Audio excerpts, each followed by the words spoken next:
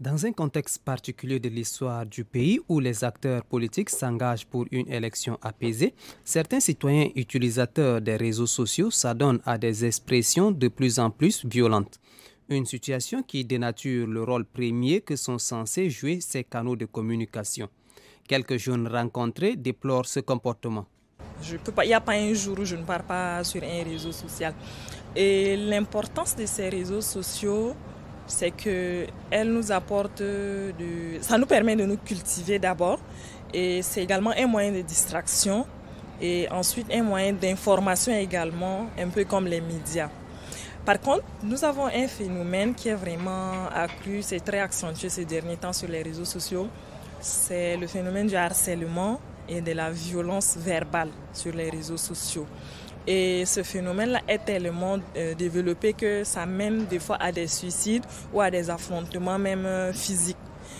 Donc je trouve que c'est un peu exagéré, par exemple d'être violent verbalement avec quelqu'un qu'on ne connaît pas sur les réseaux sociaux ou de harceler quelqu'un sur les réseaux sociaux, parce que c'est l'essence même des réseaux sociaux, c'est pas ça. C'est pas un moyen de harcèlement, de violence, non, c'est pas vraiment ça.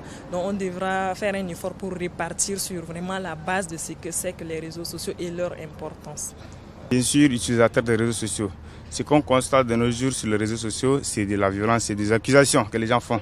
C'est pas normal. Les réseaux sociaux, on utilise en sorte de diffusion des informations. Ça veut dire que c'est pour faire éveiller les gens et diffuser ce que les gens ne voient pas. Parce que c'est pas tout le monde qui utilise les réseaux sociaux. Mais ici, maintenant, ce que les gens font, c'est des accusations de son nom.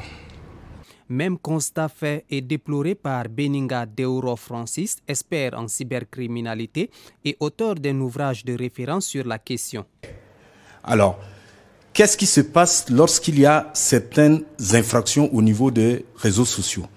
Nous essayons de catégoriser les usagers en deux catégories. La première catégorie, c'est celle des usagers ceux des usagers qui ne savent pas que utiliser les réseaux sociaux pour attaquer les autres ou faire passer les discours de haine n'est pas une infraction. Ceux-là sont des ignorants. Lieu de rencontre, de discussions et de distractions, les réseaux sociaux doivent servir à éduquer pour la paix et le développement et non diviser.